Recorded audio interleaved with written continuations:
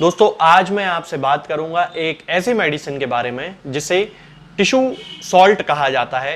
ये बहुत ही अच्छी एक मेडिसिन है और बहुत अच्छा इसका यूज है, बहुत सारे केसेस में इसका यूज किया जाता है। तो चलिए दोस्तों शुरू करते हैं। इस मेडिसिन का नाम है दोस्तों कैलकेरिया फॉस। ये बहुत ही अच्छी मेडिसिन है और सशलर की 12 टिश्यू रेमेडीज में से एक है।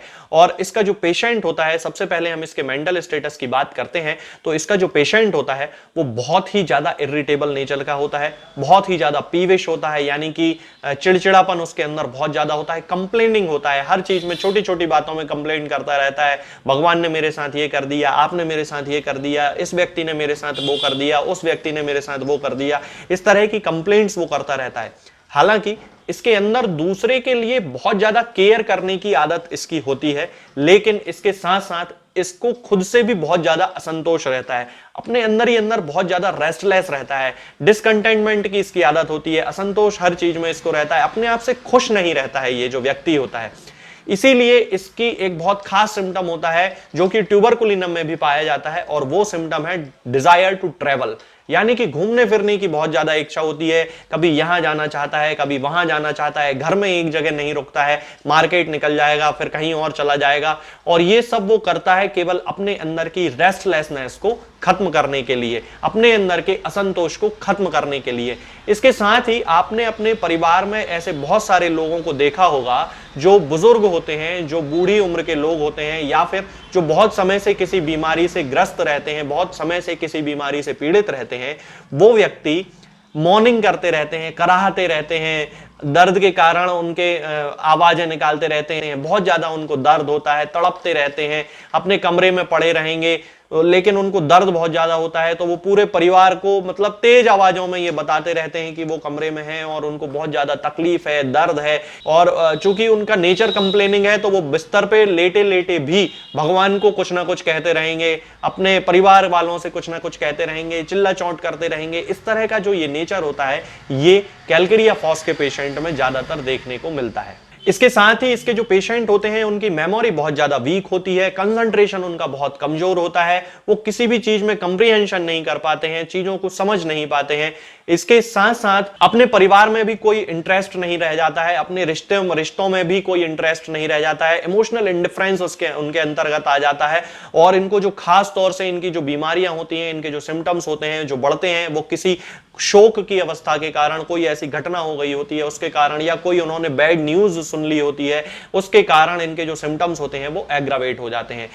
यदि हम इसके बच्चों की बात करते हैं, जो छोटे छोटे बच्चे होते हैं जिन्हें कैलकेरिया फॉस की जरूरत पड़ती है, वो जो बच्चे होते हैं उनका जो डेवलपमेंट होता है, माइलस्टोन्स जिनको हम बोलते हैं, यानी कि बच्चा जिस उम्र में खड़े होना शुरू करता है, बोलना शुरू करता है, घुटनों के बल चलना शुरू करता है, पैदल चलना शुरू करता है, ये जो सारे माइलस्टोन्स होते हैं ये थोड़े से लेट होते हैं, स्लो होता है, इनका जो डेवलपमेंट होता है वो स्लो होता है। जैसा मैंने आपको कैलकेरिया कार्ब के पेशेंट में बताया था कि उनके फॉन्टानेल्स जो होते हैं सिर के, वो थोड़ा धीरे भराते हैं, थोड़ा लेट भराते हैं। ऐसा ही एक सिम्टम कैलकेरिया फॉस में भी देखने को मिलता है कि उनके जो बच्चे होते हैं, कैलकेरिया फॉस के जो पेशेंट्स, जो छोटे छोटे बच्चे होते हैं, उनका जो डेवलपमेंट है वो बहुत स्लो होता है, थोड़ा सा वो लेट चलना शुरू करते हैं, लेट बोलना शुरू करते हैं।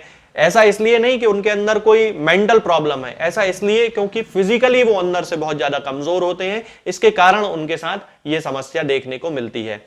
ये जो लोग होते हैं इनको डर बहुत ज्यादा लगता है, अकेले रहने का बहुत ज्यादा डर रहता है, अंधेरे कमरे में रहने का बहुत ज्यादा डर रहता है, अंधेरे का बहुत ज्यादा डर लगता है। ये सारे सिम्टम्स जो हैं वो कैलकेरिया फॉस में देखे जाते हैं। अब यदि हम बात करते हैं इसकी जनरलिटीज के बारे में, तो इनको कोल्ड वेदर से बहुत ज्यादा एग्रावेशन होता है, खास तौर से वो लोग जो बहुत ज्यादा ठंडे एरियाज में रहते हैं, जहां पर बर्फ बहुत ज्यादा गिरती है, यदि उनमें इस तरह के सिम्टम्स होते हैं कि वो इरिटेबल होते हैं या उनको कोई प्रॉब्लम है, तब उस कंडीशन में कैलकेरिया फॉस बहुत अच्छा काम करती है। इसकी जो खास तौर से जो समस्याएं देखी जाती हैं वो होती हैं हड्डियों से रिलेटेड समस्याएं, क्योंकि बोन्स जो उसकी होती हैं ब्रिटल हो जाती हैं, उनमें कैल्शियम का जो डिपोजिशन होता है वो सही नहीं होता है, तब उस कंडीशन में कैलकेरिया फॉस का यूज किया जाता है। एक बहुत ही पुराना केस है जो हम लोग पढ़ते हैं, एक महाराजा रणजीत सिंह जो थे, वो पोलो खेलते समय गिर गए थे और उनके पैर की हड्डियां जो हैं वो टूट गई थी, तब उनको बहुत सारे डॉक्टर्स ने सर्जरी की उनकी और बहुत सारी प्लेट्स डाली, लेकिन उनका जो इंप्रूवमेंट था वो बड़ा स्लो था। तब उन्होंने कैलकेरिया फॉस 6x पोटेंसी में उनको कोई उनके जो फिजिशियन थे उन्होंने देना स्टार्ट किया और 1 से 1.5 महीने में उनके जो सारे फ्रैक्चर्स थे वो पूरी तरह हील हो गए थे। तो कैलकेरिया फॉस जो है वो हड्डियों के फ्रैक्चर्स की भी बहुत अच्छी दवा है। तो इसका उपयोग आप कहां कर सकते हैं कि जब आपके घर में कोई बुजुर्ग हो और आपने देखा होगा कि उनसे ज्यादा अच्छे से चलते फिरते नहीं बनता है, उनकी हड्डियां जो हैं वो कमजोर हो गई होती हैं, तो आप उस कंडीशन में यदि कभी अनफॉर्चुनेटली वो गिर जाते हैं और उनकी हड्डी में कहीं कोई फ्रैक्चर हो जाता है, तो उनकी यदि आपने सर्जरी करा भी ली है तब भी आप उस कंडीशन में उनको कैलकेरिया फॉस 6x पोटेंसी में दे सकते हैं। इसकी 4 टैबलेट्स दिन में 3 बार दें। आप देखेंगे कि उनका जो बोनी जो डेवलपमेंट है वो बहुत अच्छा हो जाता है, जो उनके फ्रैक्चर्स हैं वो बहुत जल्दी जुड़ जाते हैं। और ऐसे ही व्यक्ति जिनको फ्रैक्चर्स हो जाते हैं वो अपने बिस्तर पे लेटे लेटे कराहते रहते हैं, मोर्निंग करते रहते हैं, तो ये भी एक सिम्टम है जो कैलकेरिया फॉस का उनसे मैच होगा। कैलकेरिया फॉस उस कंडीशन में बहुत अच्छे से काम करती है। इसके बाद हम बात करते हैं इसके सिर के बारे में। तो जैसा कि मैंने आपको बताया है कि ज्यादातर इसके जो पेशेंट होते हैं, छोटे छोटे बच्चे जो होते हैं, उनमें फॉन्टानेल्स जो है वो बहुत स्लो जो है उनको भराते हैं और उनका जो डेवलपमेंट होता है वो थोड़ा सा स्लो होता है। कभी कभी इन बच्चों का सिर थोड़ा बड़ा भी देखा जाता है, यानी कि हाइड्रोसेफेलस की भी उनको प्रॉब्लम हो सकती है। जनरल उनके सिर का, उनके क्रेनियम का जो साइज है वो भी थोड़ा सा बड़ा जनरली भी पाया जा सकता है। सिर की हड्डियां बड़ी कमजोर होती हैं, सॉफ्ट हड्डियां होती हैं सिर की, सिर दर्द की इनको बड़ी शिकायत होती है और चूंकि इनके अंदर शरीर जो है थोड़ा सा कमजोर रहता है इसलिए इनका सिर दर्द करने लगता है। थोड़ा सा भी एक्सर्शन करते हैं, चाहे वो मेंटल एक्सर्शन हो चाहे वो फिजिकल एक्सर्शन हो, तो थोड़े से एक्सर्शन से ही उनको सिर दर्द होने लगता है। और हड्डियों में चूंकि कमजोरी है तो फिर सिर दर्द के साथ साथ पूरा शरीर जो है वो भारीपन उनके बॉडी में आने लगता है। और सिर दर्द के इन केसेस में इनको खुली हवा में बड़ा अच्छा लगता है, रेस्ट करने से इनको थोड़ा सा आराम मिलता है। यदि हम आंखों की बात करें तो इनकी आंखें थोड़ी सी कमजोर हो जाती हैं समय के साथ, उम्र के साथ साथ। छोटे बच्चों की भी आंखें कुछ कमजोर होती हैं। आपने देखा होगा छोटे छोटे बच्चे होते हैं जिनको कम उम्र में चश्मा लग जाता है। यदि उनकी हिस्ट्री है स्लो डेवलपमेंट की, तब हम उस कंडीशन में उनको कैलकेरिया फॉस दे सकते हैं। नाक की हम यदि बात करें तो नेजल पोलिप्स के केसेस बहुत ज्यादा पाए जाते हैं कई सारे लोगों में। यदि हम कानों की बात करते हैं तो उनको हियरिंग इंपेयर्ड हो जाती है, क्योंकि टॉन्सिलाइटिस यदि कभी उनको हुआ होता है तो वो कभी पूरी तरह ठीक नहीं होता। ये एलिमेंट्स फ्रॉम टॉन्सिलाइटिस के अंतर्गत लिया जाता है। अब हम इसके दांतों की बात करते हैं तो दांतों में स्लो डेवलपमेंट होता है टीथ का, दांतों में बहुत ज्यादा कैविटीज पाई जाती हैं, कैरीज पाई जाती हैं। दांत कुछ कुछ बच्चों के आपने देखे होंगे बड़े काले से दांत होते हैं।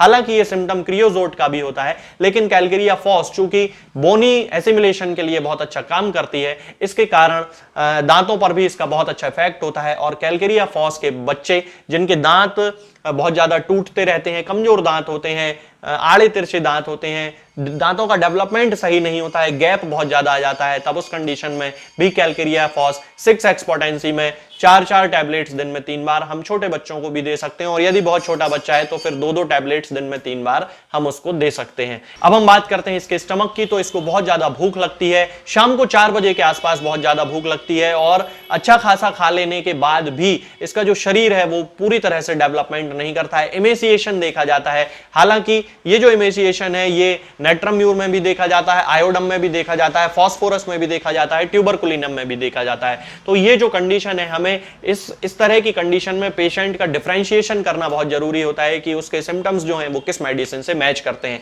यदि हम इसके एब्डोमेन की बात करते हैं तो एब्डोमेन में इसको बहुत ज्यादा दर्द होता है, कोलिक इसकी बड़ी प्रॉब्लम होती है, गैस के कारण भी कभी कभी ये दर्द होता है।